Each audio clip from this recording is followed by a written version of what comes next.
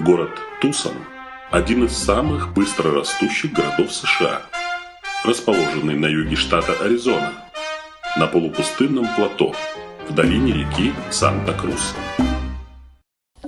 Этот город, привлекающий туристов колониальной испанской архитектурой, является современным центром по производству управляемых ракет, сборке самолетов, радиоэлектроники, оптических приборов и оптоэлектронных компонентов. Иногда Тусон, по аналогии с Силиконовой долиной, называют долиной оптики. Именно в этом городе расположен Аризонский университет, в котором до своей трагической гибели работал биохимик Рашаду Халифе. Ladies and gentlemen, my name is Rashad Khalifa, and what I'm about to share with you is the most important news in the history of the world.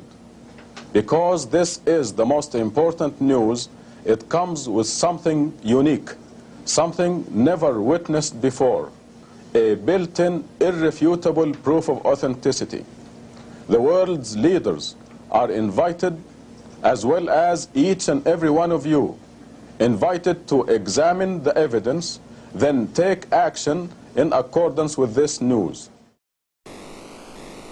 Величайшее открытие Рашада Халифы заключалось в принципиально новом математическом подходе к исследованию арабского текста Корана. Рашад первым использовал компьютер для изучения структуры книги и опробовал различные методы работы с оцифрованным текстом Писания.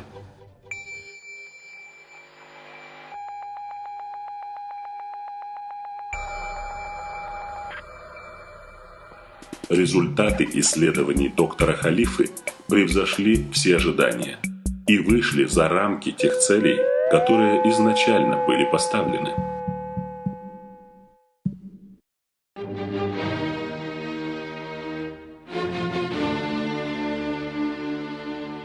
В одном из вариантов написания, а именно в версии Хафс, им была обнаружена фантастическая по своей сложности система кодирования арабского текста при помощи общего для всей книги коэффициента деления – числа 19. As a matter of fact, I came across Rashad's work in 1983. And that was the time that for the first time I actually read the Quran. In my life, that was the first time I was, 20, and I was 30 years old. And for the first time, I read the Quran. And I had a very bad translation, so I kept on reading, I struggled through. And I was impressed because I didn't know these things were in the Quran. And so it made me very curious. So when we moved to Baton Rouge, and I was at LSU, Louisiana State University, I went to the library and I checked out Yusuf Ali's book, translation, which is a very famous translation. And I read it and I was extremely impressed. So the 2 weeks was up, and so I had to go and take it back. So I took it back, and the next day I went to check it out again, it was gone. And I said, oh no, what am I going to do now? It was checked out by somebody else. And so what I did was boringly going through these other translations, and all of a sudden I saw this small book in there, and I grabbed it, and I opened up to the first page, and the first page actually, or the first chapter or surah in the Quran, and look at the footnote, and then I saw the footnote, and then that was the time that I could not put this back down. Okay, and that was about the mathematics of 19 and how this actually controls different aspects of the Quran. So I could not put it down. And I brought it home and I showed it to my wife. And then I called Mosque of Tucson. So that's the first time that I had contact with Rashad. And so I ordered the book, and I ordered the other book that he worked on, that visual presentation of the Quran, and also Computer Speaks God's Message to the World. And from then it was basically difference of night and day for me. And I met him in 1988, and so and I was very fascinated. And so it actually motivated me to work deeper and deeper into this mathematics. And he always used to tell us that this is just the beginning and just the tip of the iceberg. There's a lot more to this. And now I can see it. I can see the dimensions of it, and it's absolutely mind-boggling. Number 19 is a very fascinating number in the Quran. It's actually mentioned in the Quran once, and it's in chapter 74 of the Quran, and it's in verse 30. And the verse simply said over it is 19, or on it is 19.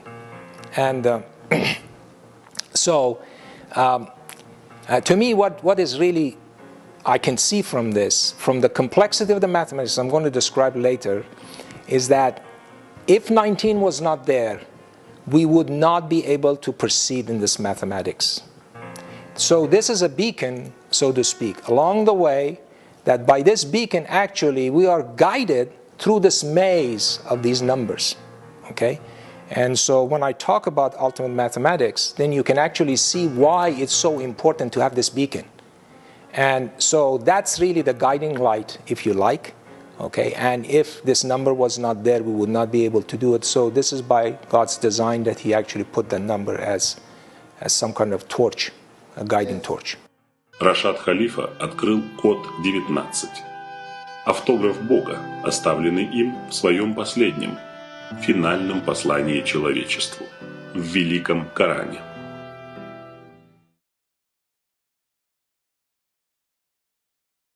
Being a physician, for example, I find embryology of human being much better described in that time. We are talking about 1400 years ago than, let's say, 100 years ago in our scientific world and scientific book.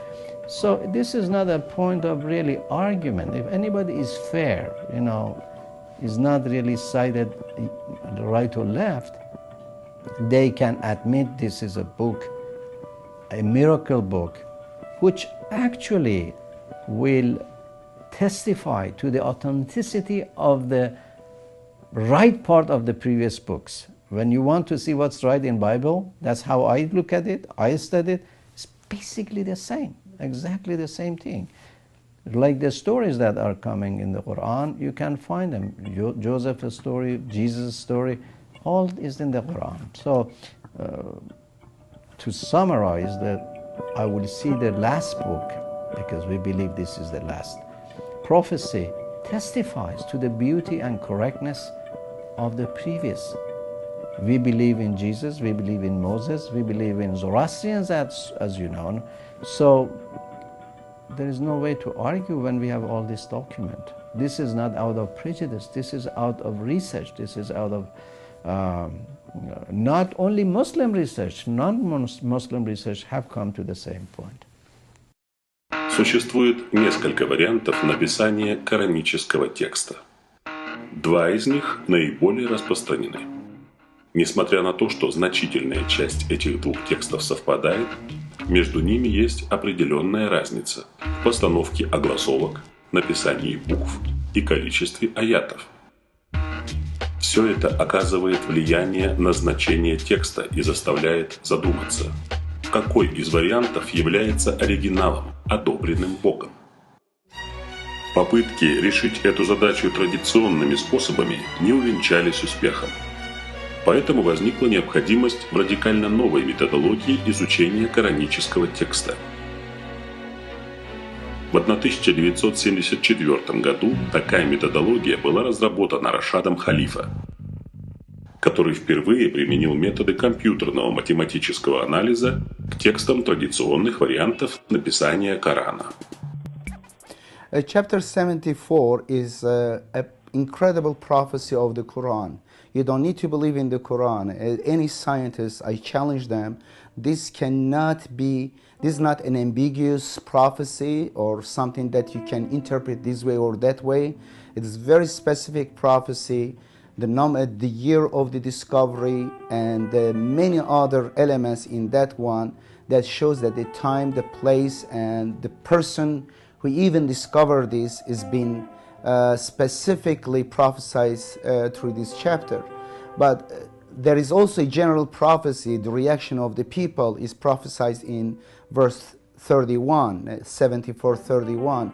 But in the past, people, when they didn't understand it, because the implication of these verses came into our awareness in 1974, chapter 74, 19 in that chapter, the year of the discovery. Before that, most likely Prophet Muhammad and those who were with him, they followed the Quranic instruction. If they didn't understand, they didn't rush to make up a meaning, to assign any meaning, just they wanted through their wishful thinking. Therefore, they knew that this has some interesting implications because it's not easy to really understand some of the implications. And some past commentators of the Quran, they wondered how this 19 will increase the acknowledgement, the faith of the believers, how will convince the people of the book.